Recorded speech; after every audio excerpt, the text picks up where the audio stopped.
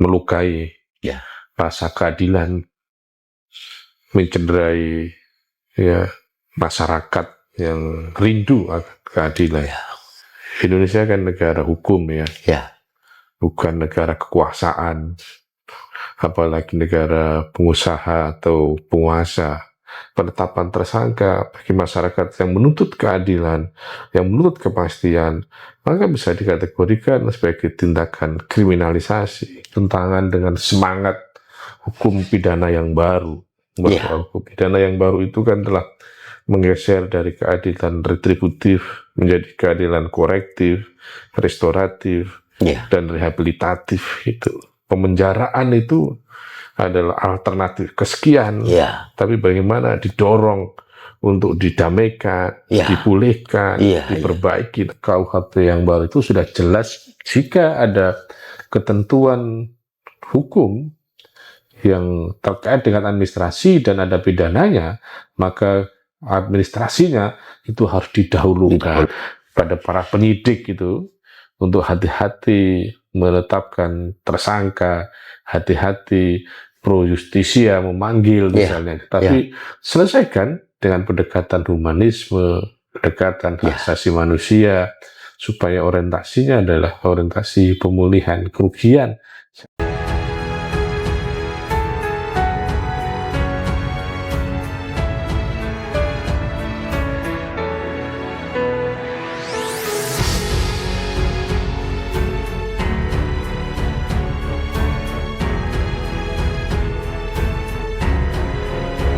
Assalamualaikum warahmatullahi wabarakatuh.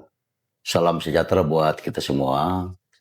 Hari ini saya bersama dengan seorang Profesor Dr. Suparji Ahmad, guru besar di Universitas Al-Azhar Jakarta ya. Jakarta.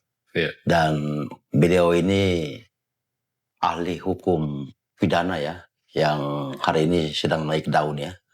Karena itu saya sengaja mengundang beliau berdiskusi, membedah terkait dengan persoalan hukum yang hari ini menimpa warga Sagea di Halmahera Tengah akibat dari mereka ingin mempertahankan tanah mereka, ingin mempertahankan hak-hak mereka, tapi kemudian belakangan ini dipanggil oleh Polda Maluku Utara. Dan bahkan Prof, mereka ini sudah ditetapkan oleh penyidik Polda Maluku Utara sebagai tersangka. Dari 14 warga, ada 2 orang yang sudah dilakukan penetapan tersangka. Nah, ini bermula dari ada satu izin usaha pertambangan, Prof, di Sagea itu. Dan ini dia berganti kepemilikan. Awalnya itu PT-nya itu namanya PT Songhai. Lalu kemudian PT Songhai ini ketika awal memasuk di Sagea itu, dia melakukan semacam perjanjian tertulis antara PT Songhai dengan pihak masyarakat. Salah satu poin dari kesepakatan itu adalah bila satu saat nanti PT Songhai ini melakukan produksi, maka akan diberikan kepada masyarakat semacam kompensasi. Kompensasi itu berupa 1 metrik ton sekian, dan itu secara tertulis. Itu sejak tahun 2011. Dalam perkembangannya, ada satu PT yang namanya PT Mai. PT Mai ini kemudian dia mengambil alih saham dari PT Songhai ini. Nah, dia melakukan eksploitasi, produksi, dan kemudian masyarakat ini datang ke site-nya, datang ke kantornya untuk meminta semacam pertanggungjawaban terhadap kesepakatan tersebut. Nah, tetapi PT Mai ini kemudian seolah-olah itu tidak menghiraukan apa yang menjadi tuntutan warga Sagea itu. Lalu kemudian PT Mai ini mengambil satu kebijakan, memberikan semacam bantuan usaha kecil menengah kepada ibu-ibu yang ada di Sagea itu dalam beberapa kelompok, dengan nilai yang satu kelompok itu ada 2 juta, 3 juta, ada kurang lebih 4 kelompok di situ. Nah, ibu-ibu ini kemudian mengembalikan bantuan modal itu. Mereka nggak mau. Mereka bilang bahwa bukan ini yang kami maksud. Kami ingin agar kesepakatan dari PT Songhai itu bisa diwujudkan. Nah, lalu mereka melakukan aksi. Aksi menuntut kepada PT Mai ini untuk bisa merespon permintaan mereka atas kesepakatan yang pernah dilakukan. Nah, lalu aksi itu diberhenti. Diberhenti kurang lebih hampir sebulan. Ada aksi berikut lagi. Aksi berikut itu di masalah yang sudah berbeda. Di mana ada kurang lebih 5 orang warga yang datang ke PT Songhai dan PT Mai ini untuk menuntut agar lahan mereka yang digunakan oleh PT Mai untuk menampung biji nikel ore itu, batas waktu kontraknya sudah selesai. Nah, sehingga perlu diperpanjang. Nah, karena PT Mai ini tidak tahu tentang historis antara PT Songhai telah bersepakat dengan masyarakat, PT Mai ini tidak mau menghiraukan. Akhirnya terjadilah adu mulut di situ. Nah, ketika adu mulut, warga ini kan yang datang di sana itu menggunakan mobil open cup. Open cup. Lalu PT Mai ini lewat alat beratnya itu melakukan pengerusakan. Merusak ini kendaraan milik warga ini. Nah, di situ sudah ada aparat keamanan. Bupati kemudian datang, wakil bupatinya, sekdanya, kepolisiannya, Kapolres datang untuk menyelesaikan masalah ini. Akhirnya disepakati agar kendaraan warga yang rusak itu nanti diganti. Nah, lalu kemudian menjelang 3 hari pasca aksi yang telah saya sampaikan tadi, yang mama-mama tadi bersama warga datang lagi menuntut. Nah, ketika mereka melakukan aksi, terjadi adu mulut di situ sampai dengan ini. Akhirnya mereka ditetapkan sebagai saksi. Dan penyelidikan berjalan. Penyelidikan berjalan, lalu kemudian itu berkembang sampai dengan saat ini, dan belakangan ini mereka telah ditetapkan sebagai tersangka. Untuk membedah eskalasi status tersangka ini, saya mohon Prof bisa menjelaskan tentang posisi hukum pidana atas penetapan tersangka maupun historis yang telah saya ceritakan tadi. Silakan, Prof. Ya, terima kasih Bang. Jadi kalau mencermati kronologis dan narasi tadi itu ikut prihatin ya. Ya. Satu peristiwa yang menurut saya sangat melukai rasa keadilan, mencederai ya masyarakat yang rindu akan keadilan. Ya. Dan itulah kembali menunjukkan bagaimana nasib warga ya berhadapan dengan suatu korporasi, satu perusahaan ya. Dan itu mengkonfirmasi terjadinya korporasi di Indonesia ya. Kekuatan korporat yang kemudian bisa mengendalikan, bisa mengarahkan, bisa mengintervensi berbagai kebijakan dan keputusan hukum. Indonesia kan negara hukum ya.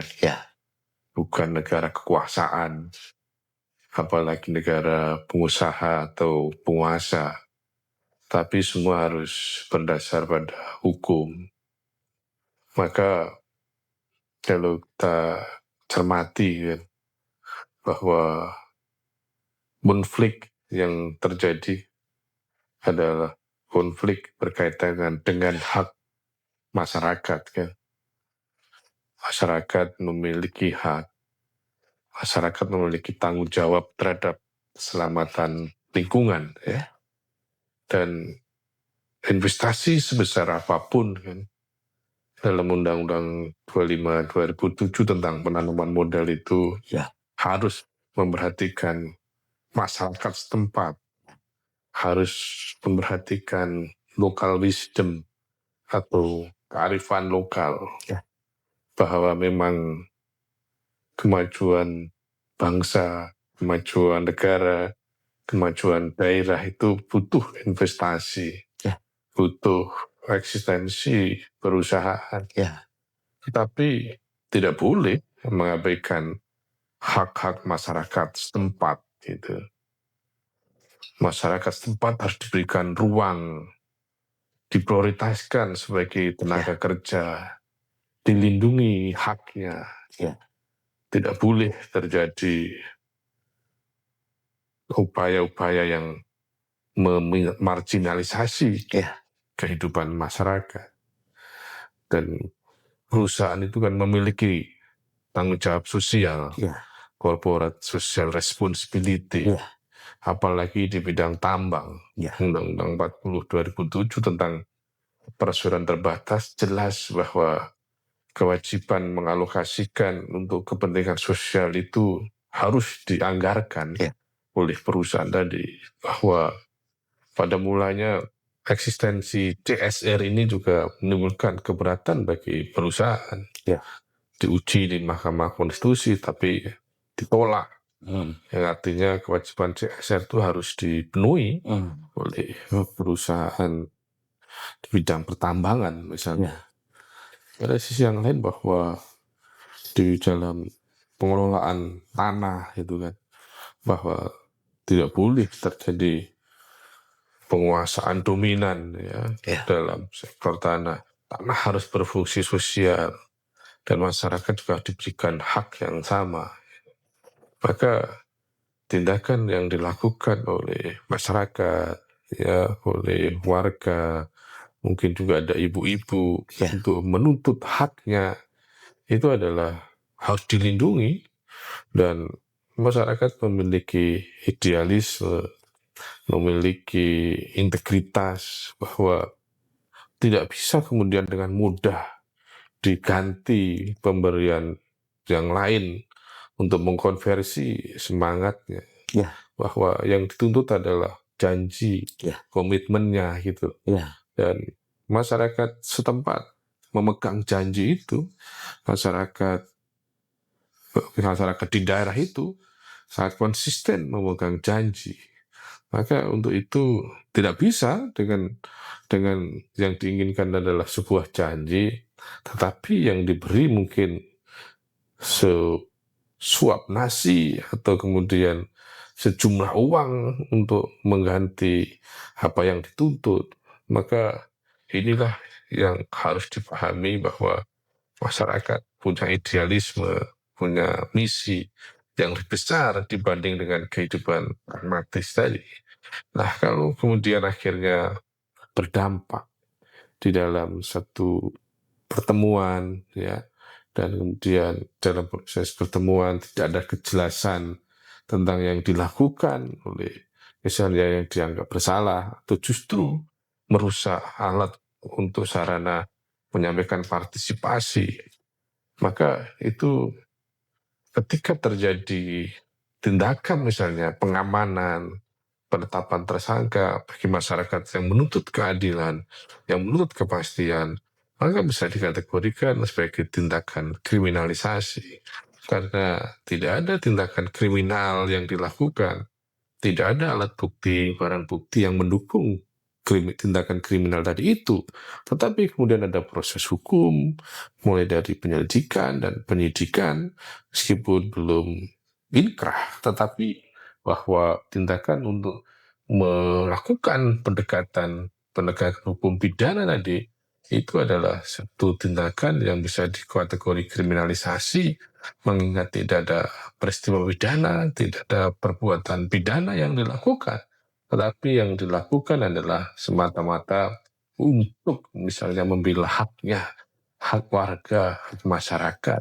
Jadi tidak bisa kemudian diproses hukum untuk kemudian atas nama misalnya penyelamatan lingkungan atau atas nama kepentingan telah terjadinya misalnya tindakan yang bertentangan dengan hukum, ya.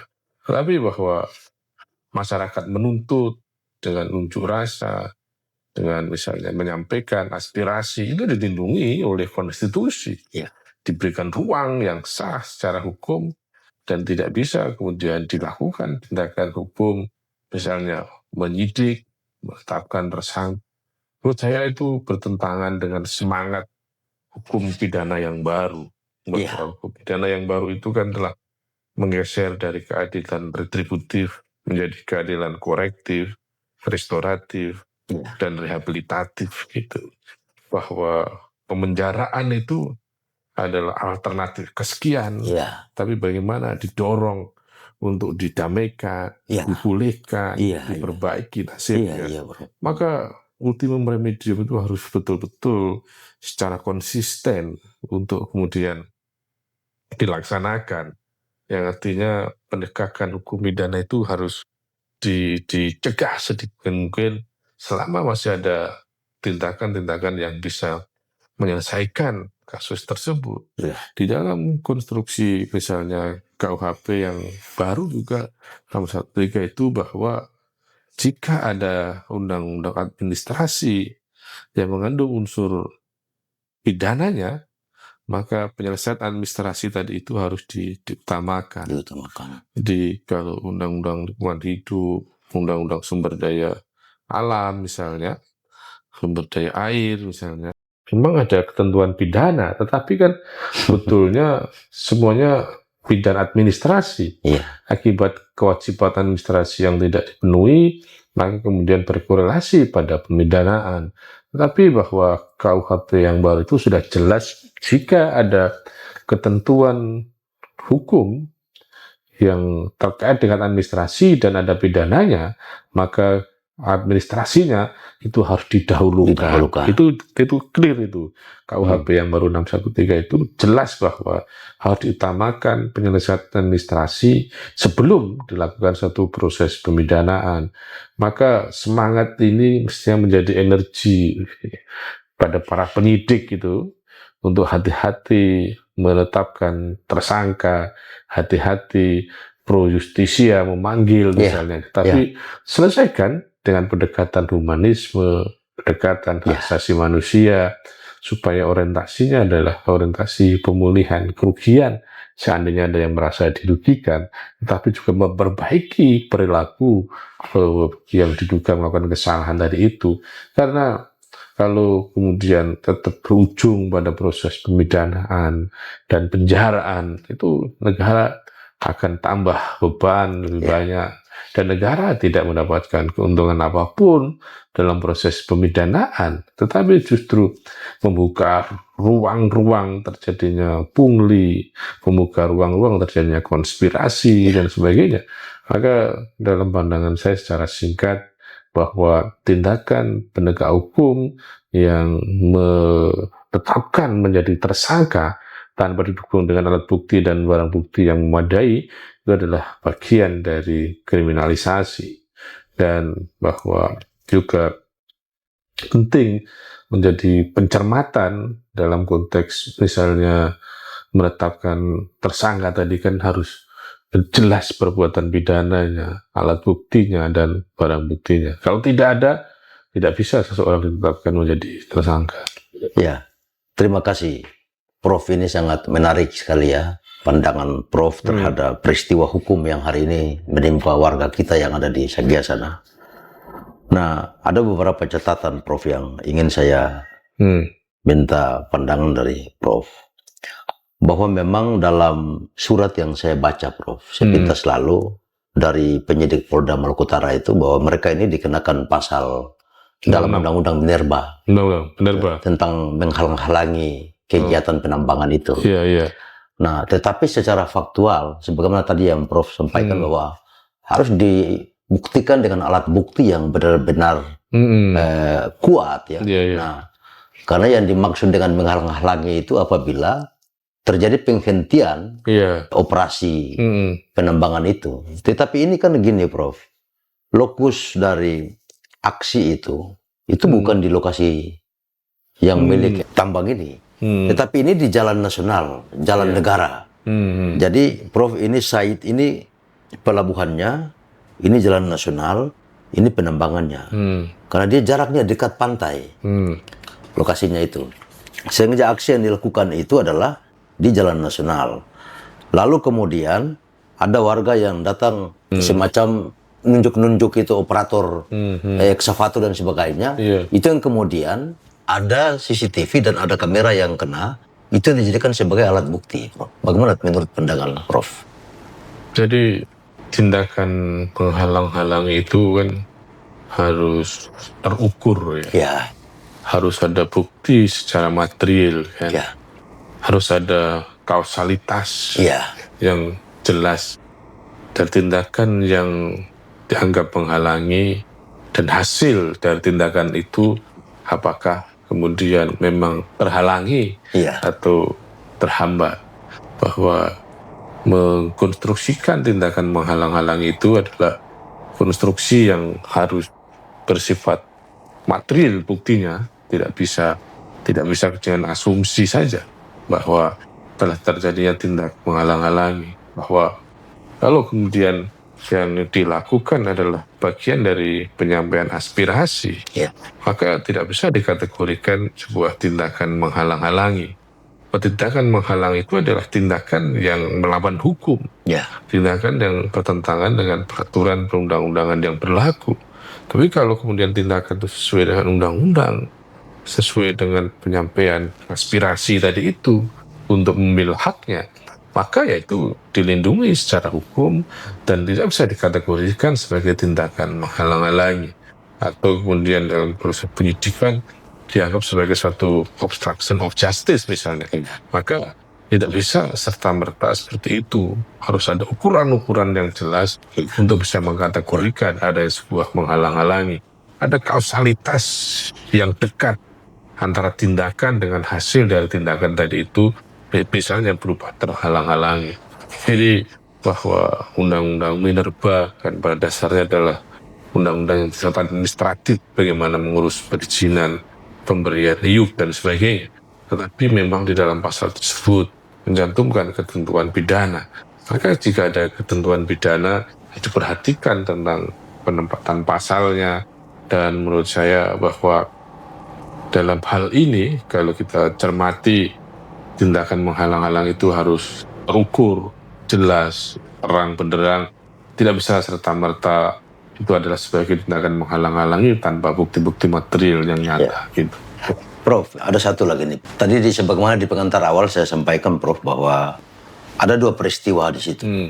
Peristiwa yang pertama adalah ada beberapa warga yang datang menuntut haknya, membawa kendaraan roda 4, lalu kemudian alat beratnya perusahaan itu melakukan pengerusakan terhadap mobil milik warga itu. Lalu kemudian di situ ada pihak keamanan, ada pemerintah daerah, dan itu didamaikan.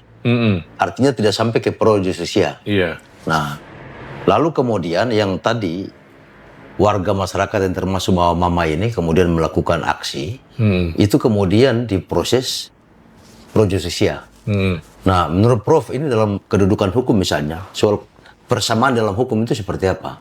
Ya, persamaan di depan hukum itu ya harus ada perlakuan yang sama kepada siapapun tanpa mempertimbangkan pendidikan, jabatan, dan gelar. Equality before the law tadi itu kan asas universal yang berlaku di banyak negara, dan itu juga kita adopsi dalam KUHP nasional, bahwa dalam hal equality before the law tadi tertuang misalnya dari kebijakan, dari tindakan yang tidak ada unsur diskriminasi, tidak ada unsur membedakan antara satu dengan yang lainnya, tetapi bahwa dalam hal misalnya terjadi tindakan-tindakan yang terkait misalnya membedakan ini laporan perusahaan tepat prosesnya, laporan masyarakat lamban, itu menurut saya tidak boleh terjadi, bertentangan dengan prinsip kesamaan di hadapan hukum dan bertentangan dengan kesamaan non-diskriminasi. Jadi menurut saya hal itu harus dicegah, diatasi. Dan kalau seseorang melaporkan misalnya tidak ada tindak lanjutnya, maka bisa mengajukan peradilan dan ada undue delay, penundaan penanganan perkara tanpa alasan hukum yang jelas. Jadi masyarakat melaporkan ini udah setahun nggak ada kemajuan, maka ya bisa mengajukan gugatan pra peradilan supaya pra peradilan memutuskan bahwa perkara ini harus segera ditindaklanjut. Jadi buku tentang KUHP, tentang KUHAP itu penuh dengan makna ya, yang kemudian kita harus memberikan penafsiran yang objektif dan rasional, yang apa adanya gitu loh. Jangan ada apa-apanya gitu. Jadi penafsiran yang harus dilakukan oleh penegak hukum itu harus apa adanya, supaya tidak ada unsur misalnya ekonomi, politik dan sebagainya. Berarti kalau itu yang terjadi ada apa-apanya gitu loh, bukan sesuai dengan fakta. Dan pada sisi yang lain juga harus menggunakan paham yang benar supaya tidak jadi salah paham karena akibat paham yang salah. Maka untuk itu bahwa sudah diberikan paham modern tentang KUHP dan KUHAP, maka supaya tidak terjadi salah paham, bahwa paham itu harus diorientasikan ke pemahamannya secara objektif gitu ya. Jangan sampai kemudian ditafsirkan sesuai dengan kepentingan masing-masing. Ya, berarti menurut Prof di dua peristiwa tadi yang saya sampaikan itu ya terjadi. Ini sangat bertentangan dengan asas kesamaan di dalam hukum itu ya Prof ya. Jelas terjadi bahwa nasib laporan ini cepat prosesnya, nasib laporan ini tidak jelas. Maka itu berarti ada perlakuan yang berbeda. Itu bertentangan dengan kesamaan di hadapan hukum, bertentangan dengan equality before the law. Tentu tidak boleh terjadi, karena berarti ada diskriminasi. Gitu. Baik, Prof. Sekali lagi terima kasih Prof siap. atas penerangannya. Dan di akhir bincang kita ini Prof, kira-kira apa yang ingin berpesan kepada warga masyarakat yang ada di Sagiah dan Halmahera Tengah? Ya, maka masyarakat jangan lelah ya, jangan berhenti, jangan menyerah menuntut keadilan, bahwa kalau itu haknya harus dibela, harus dilakukan upaya-upaya untuk mengembalikan kerugian yang diderita. Jangan pernah lelah, apalagi menyerah untuk mendapatkan keadilan. Masyarakat harus berkolaborasi antara satu dengan yang lainnya, bersinergi antara satu dengan yang lainnya untuk berjuang menghadirkan satu keadilan. Dan masyarakat ya juga harus memahami bagaimana pencapaian tujuan tadi itu, memperhatikan aspek substansi, prosedur, dan kewenangan. Niat yang baik harus dengan cara yang baik dan dilakukan oleh orang yang tepat. Bahwa niat kita mau sholat harus lihat jam berapa. Kalau mau niat sholat duhur ya harus masuk waktu setelah jam 12 atas. Kalau ternyata niatnya sholat duhur baru jam 9, berarti cara prosedural tentangan, maka bisa menjadi tidak sempurna ibadah tadi itu. Demikian pula kalau niat yang baik dengan cara yang baik harus dilakukan oleh yang berwenang juga. Misalnya sudah niat sholat duhur, sudah wudhu, sudah datang ke masjid, terus kemudian sudah masuk waktunya, ternyata yang memimpin, yang jadi imam adalah belum akhil balik atau belum fasih bahasanya, maka menyebabkan dia tidak punya kewenangan, maka sholat jamaahnya menjadi tidak sempurna. Poin saya adalah bahwa masyarakat kita punya niat, perjuangkan dengan cara yang baik melalui mekanisme yang berwenang ya, supaya kemudian akhirnya tidak menjadi kontradiktif, menjadi kontraproduktif. Dan yang ketiga bahwa masyarakat juga harus mengedepankan perdamaian, mengedepankan kesepakatan supaya akhirnya menjadi titik temu gitu loh, bahwa perdamaian dalam konteks penyelidikan, Iya. dalam konteks penyidikan, penuntutan dimungkinkan pendekatan restoratif justice. Maka untuk itu harus jadi concern, jangan alergi, apalagi apatis pendekatan keadilan restoratif tadi itu. Demikian pula masyarakat juga perlu membangun komunikasi dengan aparat penegak hukum supaya kemudian bisa bekerja secara profesional, bahwa suka tidak suka, mau tidak mau ada instrumen tentang alat negara, yaitu tentang penegak hukum. Maka itu jangan kemudian kita berhadapan-hadapan face to face dengan penegak hukum, Iya. tapi adalah bagaimana membangun sebuah kolaborasi, bahwa itu adalah alat negara, Iya. bahwa itu adalah hadir atas kepentingan negara. Apakah sebagai warga negara harapannya tidak berhadapan-hadapan dengan negara, tetapi adalah bagaimana membangun sebuah kolaborasi supaya akhirnya menjadi titik temunya, bahwa juga penting bagaimana masyarakat membangun solidaritas, tidak sekedar sebuah kerumunan, tetapi sebagai satu barisan yang solid, yang kompak untuk memperjuangkan. Dan harapannya juga terjadi perubahan mendasar bagaimana aparat penegak hukum dalam merespon satu perkara harus setara, harus equal, tidak boleh ada diskriminasi. Ya. Insya Allah pendekatan-pendekatan itu akan menghasilkan sesuatu yang produktif bagi masyarakat dan bagi bangsa dan negara. Gitu. Baik, terima kasih sekali lagi Prof atas waktu dan pandangannya. Semoga Prof selalu sehat ya. Amin, amin. Sehat dan karir Prof lebih tambah naik. Amin, amin. Kami tetap mendoakan itu. Sekali lagi terima kasih. Saya Abdurrahim Odiani pamit undur diri dan akan berjumpa di episode berikutnya.